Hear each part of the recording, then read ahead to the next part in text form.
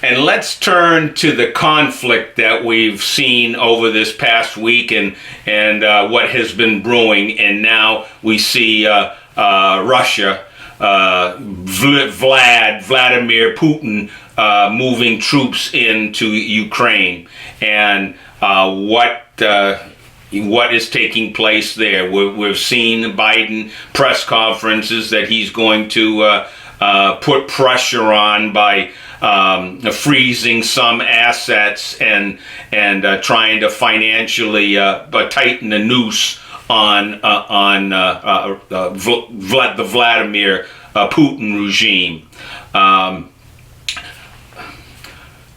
We've seen, and I believe right now that Germany has put forth canceling that pipeline that Russia has been building and to supply Europe with fuel energy, and it looks like that they're nixing that right now because of what has taken place here. I just have to say that a lot of rhetoric is coming out of Biden's mouth, but will it be effective? And I think what we've witnessed and what we have been witnessing is that Putin had plenty of time to game plan this out when he was amassing hundreds of thousands of troops, and nobody said anything until he's got all his troops on the border. And what led to this? And I had mentioned this, 6 months ago, 7 months ago, in talking about here on pjnet.tv, talking about what had taken place in Afghanistan and the pictures that were coming out of Afghanistan. Afghanistanis grabbing a hold of trying to get up in the air, the carrier planes, the sea carriers that were taking troops and material, what they some of what they did take out of there, and they're climbing up into those wheel wells, grasping for dear life onto the plane as the plane takes off, and you know what happened, falling to their death because they knew what was waiting for them when the Taliban swooped in. And that was on display. Americans left behind. Military troops pulled out while we still have American citizens in the country. That's what the world saw. And Vladimir Putin saw it. Xi Jinping saw it. Kim Jong-un saw it. Iranian mullahs saw it. And the Islamists around the world have seen it. And when will we start hearing rumblings about hey, maybe we should start a Islamic caliphate again around the globe? When America shows weakness, we see the bad actors coming out of every cubbyhole and crevice around to move forward. So right now we see Russia flexing, and what's the response? And these sanctions, are these going to do anything? I guarantee you, Vladimir Putin has already calculated, what the consequences would be. Hey, if his own citizens, if his own people there in Russia starve or go through hard times, no skin off Putin's back, no problem. He'll take care of the oligarchs.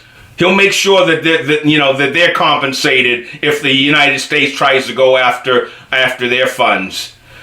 So we see here, when weakness is shown by supposedly the superpower of the world, under this leadership, what have they seen since this guy has been in the office of president? They've seen one fumble, bobble after another. And now we see a poll that has come out, I think it was last week, what Americans were saying about the job that Biden was doing. And the summary of it was that Americans can't find anything that this guy has done that's been positive. Not one thing. They've seen failure after failure. And now we're seeing it getting hit in the American people's wallets. Inflation out of control. And we've talked about this over the last several weeks. What we're seeing. You know, what we're seeing at the pump. What we're seeing when we go to the grocery store. And now Biden's got the nerve to tell us, yeah, with this conflict, we're going to see, the higher gas prices. Instead of what should have been coming out of his mouth, and I had mentioned this last week, it should have been, the announcement is, Europe, don't worry. The United States, we're cranking up our energy supplies. The XL pipeline will be started and accelerated to get to be able to supply energy to those that need it. You know, we were energy independent, and under this guy, he eliminated it. He weakened America in a year. We have been weakened, and that's another thing that the world is looking at. Under this leadership, they have seen the United States being weakened and are weak under this leadership. And it's been evident. It's evident. And that's why his poll numbers are going into the toilet, because all Americans are starting to see that we are worse off in just a matter of a year, and it's evident to everyone in this country and around the world. So, a lot of things that's going to be happening over here, and I believe that there's going to be a sea change come time in November. But I want to warn people, the GOP can't be, we can't ignore the leadership. I mean, we're seeing budget bills being passed with Republicans siding with Democrats. What should be done right now is we're not going to pass one bill for a continuing resolution to fund this government until you get the boot off of the American people. All mandates, we're not doing anything. No legislation is going to get passed until we take this tyranny that the American people have been facing and our constituents have been facing with these mandates, and people losing their job, and those in the military being forced to get this jab.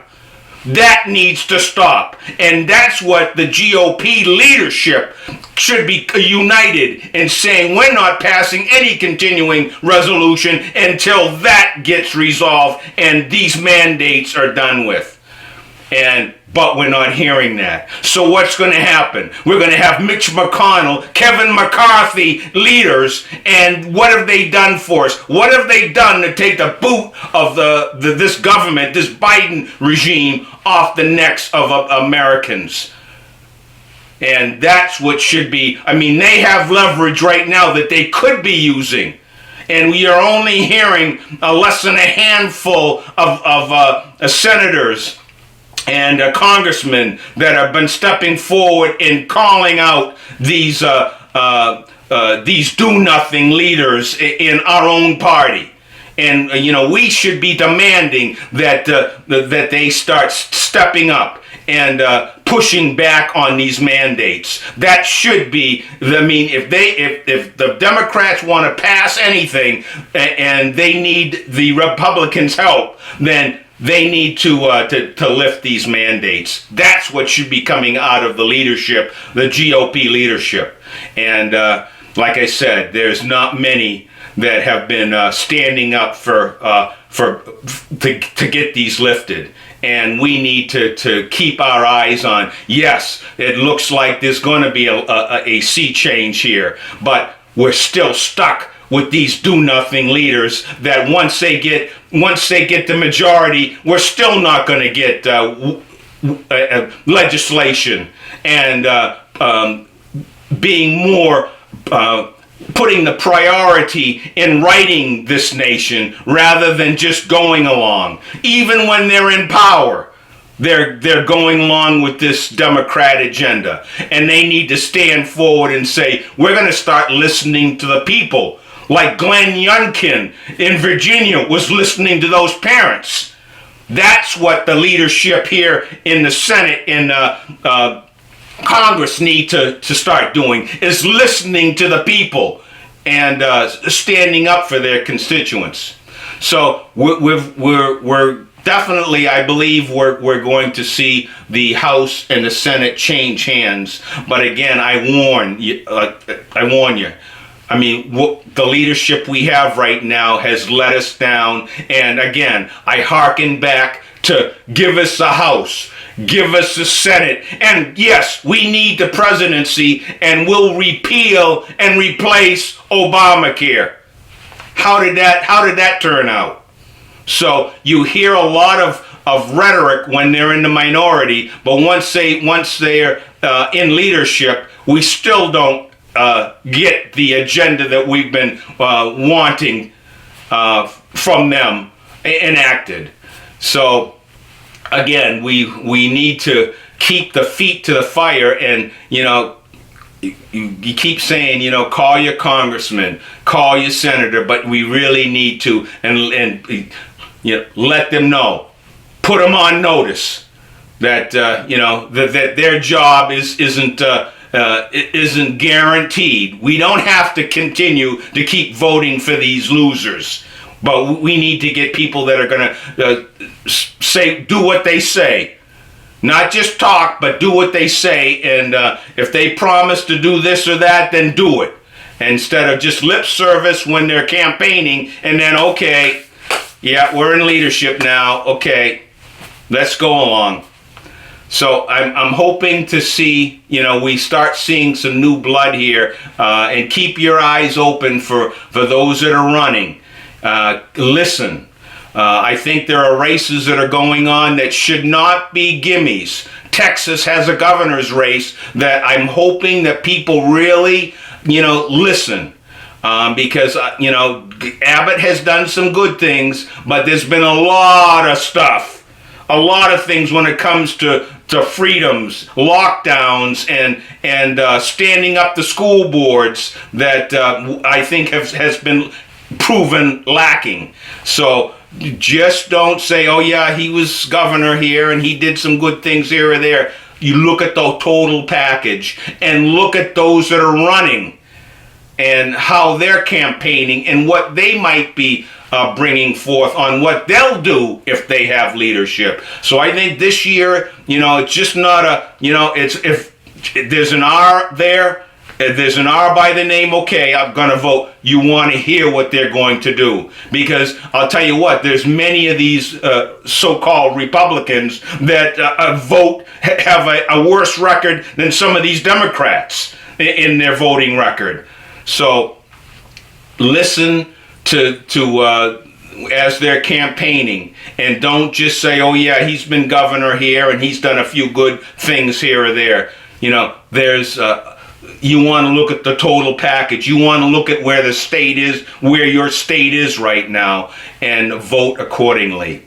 So yes, keep these politicians feet to the fire when it comes to doing what they say, and hold them accountable when they don't.